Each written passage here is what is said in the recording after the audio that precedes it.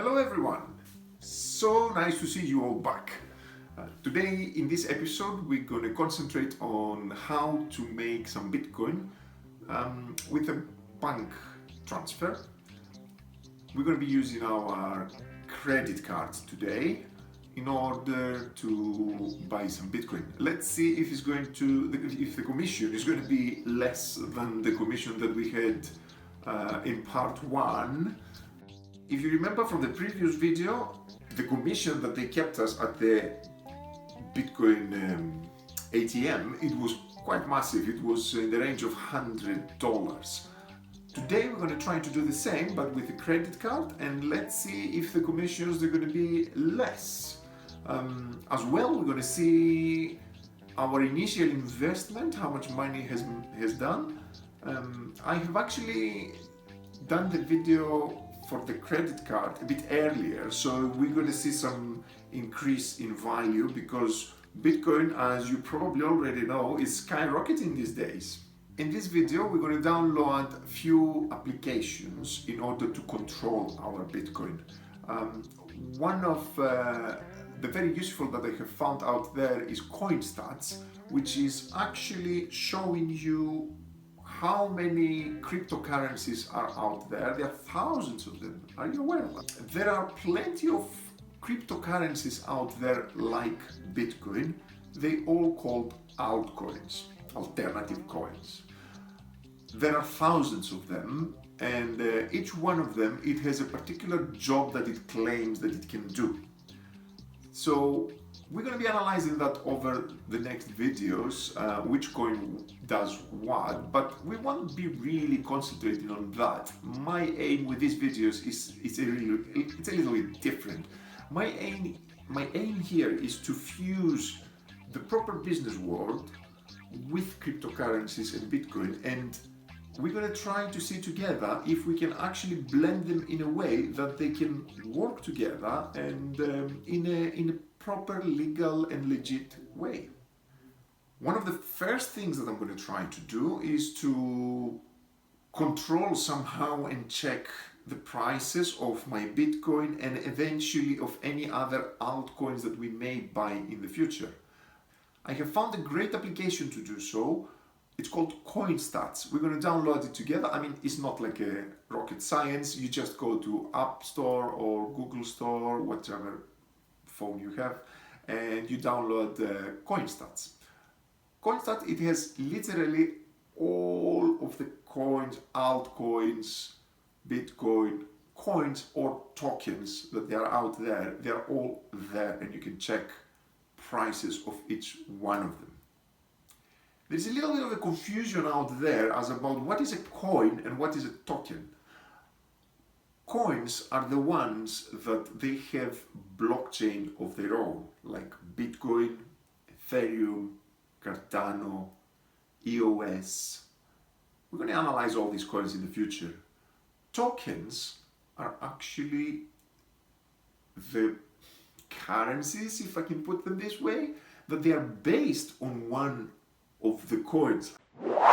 That we know the basics about cryptocurrencies, like what is a Bitcoin, what is a coin, what is a token, we're going to need a place to store all these cryptocurrencies.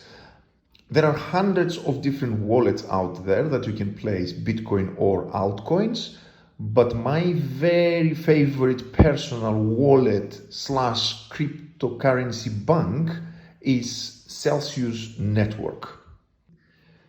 The reason that Celsius Network is one of my all-time favorite wallets is because it's not just keeping your cryptocurrencies safe, but it gives you actually interest on your cryptocurrencies, and you can even take loans. But on that, I'm going to make a separate video. So let's see how to do all that. First of all, you have to find Celsius Network on App Store or on Gplay for Android or iPhone, and once you find it, obviously you download it with your face, your Touch ID. Once it's downloaded, then it's going to ask you the usual stuff, your email. You have to put an email, password. You can sign up with Facebook or Google or Twitter. Personally, I prefer to do separate accounts. That's just me, but you can choose any really.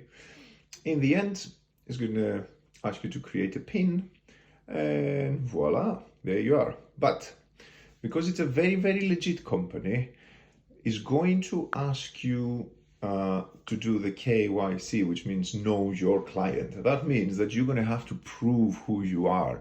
After all, this is an official bank, remember? It's like going to the bank and try to open an account. So they're going to ask you for your driver license or your passport, something that proves that you is you and where you live. Once you finish with all that, the verification usually takes no longer than 10 to 15 minutes, but sometimes it can go up to 24 hours, unfortunately. So hopefully you won't have to wait for that long. Now, once you finish with that, then you're in the amazing world of Celsius Network, which means that with a click of a button, you can start buying cryptocurrencies. Now, as you can see here, it has this button that says buy coins, and you can see as well all the available coins that you can purchase. Not all of them are available on the store to buy, only the major ones, and we're going to get there soon. Now, once you decide what you want to buy, which it can be Bitcoin, like usually, you can choose the payment method, like with, is it going to be credit card or is it going to be a bank transfer? I choose credit card, and then I'm choosing my currency. I live in England, so that is going to be a British pound for me. After that, I put I'm choosing what I want to buy. As you can see, there's Bitcoin, Ethereum, Celsius. At this point, we're going to buy Bitcoin, and we're going to buy £500 of Bitcoin, which is going to give us 0.053, which is much better if you remember on part 1 of how to buy Bitcoin with cash, which gave us in the end 0.043, if I remember well. Right, now the thing is that even though you have passed all the KYC in order to be legit, that even though you have given your passport and everything to Celsius, now because Celsius tries to be very, very, very legal, the company, the Simplex, that is going to ask you all your details of your credit card, and again is going to ask you to prove who you are with additional photos of yourself, your credit card, holding your credit card. I'm afraid you're going to have to pass through that again, but hey, what the hell? You're entering the Bitcoin world. Why not? So once you do all that, the good news is that the next time they won't ask you to do that. So in this way, you're going to manage to buy your first fraction of Bitcoin, or if you're really rich, you can buy a whole Bitcoin. Last time that I checked, it was around 17,000. Yes, you've heard me well. What an increase since the first time that we have bought a Bitcoin. I hope that makes sense. See you again on our next episode. Till then, be happy, be healthy. Have a lovely day, evening, wherever you are. Bye-bye.